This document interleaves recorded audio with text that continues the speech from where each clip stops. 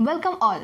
Welcome to the first class of Physics 2020-21. So, I'm sure that you all are clear with the syllabus and exam pattern and also how the marks are distributed for each chapters. So, now let's start with the chapter number 1, that is called as electrostatics. So, from that word itself, something it's saying us, that is electro and static. So, that means it is the branch of physics. It deals with the static and dynamic state of charge. So, this electrostatic deals with the static and dynamic state of charges. And also in this chapter, we are going to mainly focus on the electric charges and the electric field. So, from your previous classes, some charges, when you are hearing the word charges, you will be thinking that there are positive and negative charges, right? So that means, do you know who gave this name to it? That is given by Benjamin Franklin in the 18th century. So, what do you mean by electric charge? Electric charge is the property based upon the number of electrons in the unit of matter. So, from there comes there are two types. So if the more number of electrons are there in a body, we call it as they are negatively charged. If there is less number of electrons are there, we call it as positively charged. It's not by symbol explanation. It is based upon the experiments by great scientists. We came to understand that there are two types of charges, negatively and also positively charged. And next, we want to know that electron theory of electrification, or when I have defined the electric charge, I have said that it based upon the number of electrons, right? So this theory we call it as electron theory of electrification. And what do you mean by electrification? The property of developing a charge in a body is called as electrification. And what it says, electron theory, it says that when a charge is developed in a body, it is due to the transfer of electrons. And finally, we can state it that the electron theory of electrification says that the electrification is due to the electron transfer. So that means if a body is alloying, or when a charge is easily flowing through a material, it is termed as conductor. And if it is not, and it is called as insulator. Examples are for conductors, you know our human body is a conductor, and next one is metals are conductors. And what is the example for insulator? Insulator, dry wood, it is an insulator. So many examples you will be knowing. You are clear about what you mean by electric charge. And next we have came across what is electron theory of electrification. Next we will know what is the unit. SI unit of charge is coulomb. That is, current is equal to charge upon time. That is, from there also we can define what is charge, right? Or what is the unit of charge. It depends upon the current and the time. The definition for the charge, based upon the current and time, we can express it. That is, if a conductor carries a current of 1 ampere for 1 second, then the charge that flows through the conductor will be 1 coulomb. Yes. So then we can see, if a body is charged, if it is having excess number of electrons, we call it as it is negatively charged. If it is having less number of electrons, we call it as positively charged. So if we are considering that if there is 1 electron is excess in a body other than its normal state, we can say it as it is having minus 1.6 into 10 to the power minus 19 coulomb charge it is having, negative charge it is having. And if a body is less in 1 electron, we can say it as it is having positive 1.6 into 10 to the power minus 19 coulomb of positive charge it possesses. So this is what given from the unit. That means From this excess 1 electron and from this deficiency of 1 electron, you came to know that the charge of a body is depending upon the amount of electrons present in it. The amount of electrons present in it. So that means the amount of charge present in a body we can express based upon the number of electrons. And here, from different experiments done by our great scientists, they come across a conclusion that the charge in the nature is an integral multiple of a small amount of charge, and that small amount of charge is given as the charge of electron, that is equal to 1.6 into 10 to the power minus 19 coulomb. That means, and also this is an integral multiple, right? That means if we want to find out the charge of a body, then, or if we are measuring the charge of a body, we will be getting the answer as it will be the multiple of the smallest amount of charge, that is charge of an electron. And this property we call it as condensation of charge. We call it as condensation of charge. And we can say that, as I have already said, a multiple, a number into the charge of an electron, and that number will be always positive integer or a negative integer. It will not be a fraction. So, or we can say that it will not be a decimal. So this property we call it as condensation of charge.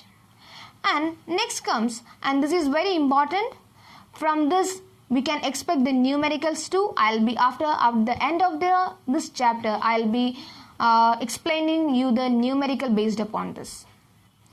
And also next one of the main property of electric charge is conservation of electric charge. And you have already know conservation law of electric charge. Charge can neither be created nor be destroyed.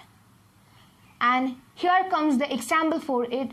Please check the image which I have added here. Here it is saying the radioactive decay. That is, you can see here the uranium-238 92 is converting into thorium-234 and 90 plus, and it is emitting a alpha particle, right? So that means the total charge before and also after the decay is same, that is 92. Left hand side you can see 92, and the right hand side also we can see that 90 and also plus 2. That means here this equation is representing as an example of conservation of electric charge. And simple property of charge you have already seen. Now it is the condensation of charge, that is one of the important property. And next comes our conservation of charge. And next, as is normal nature of the charges, we already know that like charges repels and unlike charges attract each other. That means repulsion, if there is a repulsion or attraction, that means there is some force exists there, right? So that means this force we call it as Coulombian force. So next we are going to learn about what do you mean by Coulombian force, or what is the expression for it, and that is called as Coulomb's law. And this law is given by Coulomb in 1785. According to this law, if two stationary charges are kept in air, first I am explaining about air, then the force exists between them will be directly proportional to the magnitude of the first and the second charge, and it will be inversely proportional to the square of distance between them, as you can see in this picture. So from here you can see that there comes an equation from this law, that is F is directly proportional to Q1 Q2 upon R square. And in order to make it into a accurate value, in order to find out the accurate value for force, we need to remove the proportionality sign, and here we are multiplying by a constant k, and this k value is by experiments. The scientists found that this value will be equal to 9 into 10 to the power 9. The experimental value of K comes to 9 into 10 to the power 9 Newton meter square Coulomb raised to minus 2. So now we can write as F is equal to, normally we have written as F is equal to K into Q1 Q2 upon R square. That is, now we can write as that is equal to 9 into 10 to the power 9 into Q1 Q2 upon R square.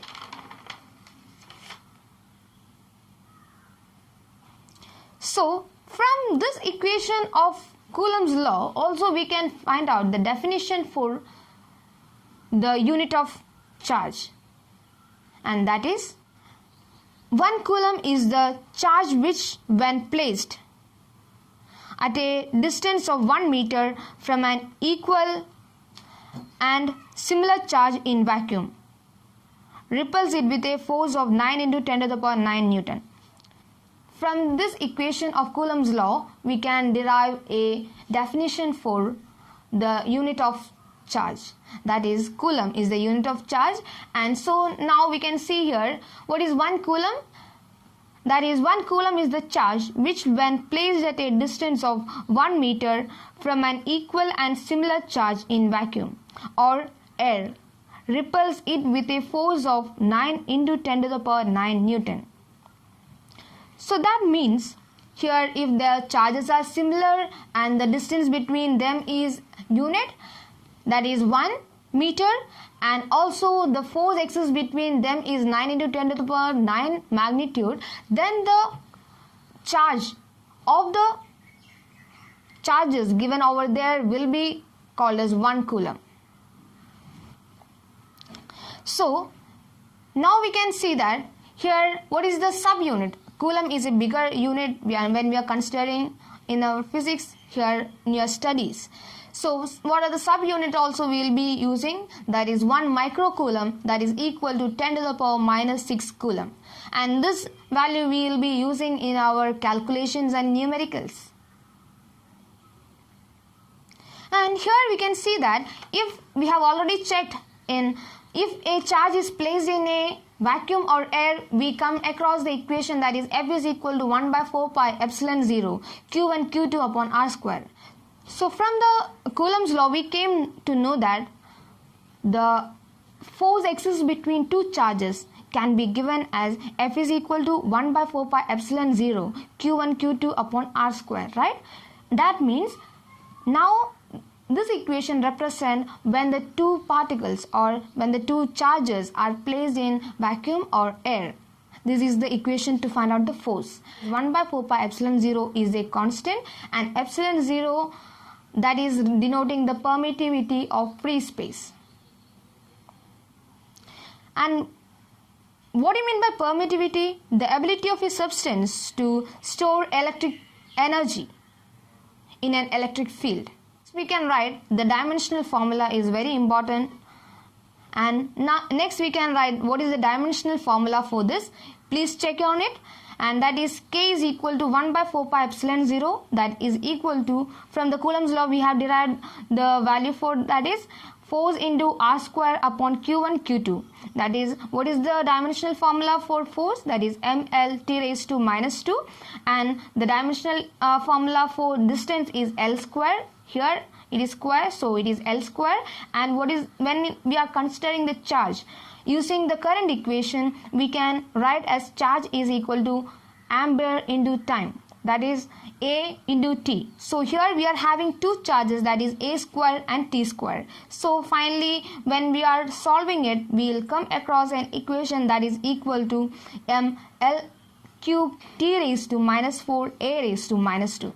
So I'm sure that you have understood what is the dimensional formula for it, the value and the unit of epsilon 0, and that is 1 by 4 pi epsilon 0, that is equal to 9 into 10 to the power 9 Newton meter square per coulomb square. That is the equation, from this equation we can come across what is the value for epsilon 0. That is a constant that is given as finally solving. We can get as epsilon is equal to 8.85 into 10 to the power minus 12 coulomb square per Newton meter square. And also now we can find out the dimensional formula for epsilon 0. That is also from Coulomb's law we can get it, or we can use the dimensional formula for the constant itself to get into that, just to take the reciprocal of it, and that comes as m raised to minus 1, l raised to minus 3, t raised to 4, a raised to 2, and that comes the dimensional formula for permittivity of free space. So now you all are clear about when two charges are placed in a air or vacuum, what will be the force exist between them. So now if we are filling it with a material medium, will there be any change? So now let's see. That is F is equal to 1 by 4 pi epsilon Q1 Q2 upon R square. That is epsilon is equal to, that is says absolute permittivity of the material medium. That means here we can see that when a material medium is included, or when two charges are placed in a material medium, the value of the permittivity is changing, right? That is epsilon we can write in the terms of dielectric constant, that is epsilon is equal to k epsilon 0, where k is the dielectric constant or relative permittivity. You will be having doubt with the what is dielectric constant, and that is giving the permittivity of the free space and the permittivity of the medium. It is giving a ratio between these two quantities. That is, the dielectric constant gives the ratio between the permittivity of material medium upon the permittivity of free space. And then by using this equation we can get into the equation for force in the terms of permittivity of free space. That is F is equal to 1 by 4 pi epsilon 0 into k Q1 Q2 upon R square. That means here it gives the equation for the force between the two charges when it is kept in a material medium. And also we can derive a short equation from that, that is F medium, that is the force when the two bodies are in a medium, that is equal to 1 by 4 pi epsilon 0 Q1 Q2 upon R square into 1 by k. That is we can write as F medium is equal to F upon k. Here F represent the force exists between two charges in vacuum or air, and F medium represent when the two charges are kept in a medium, and k represent the dielectric constant. That means in a question or in a numerical, if you have given the equation for the, if in a numerical, if there represents a force, in a numerical, if the force between the two charges in vacuum or air is given, and also the dielectric constant is given of a material medium, we can find out how much the force will be when we are placing these charges in a material medium using this equation.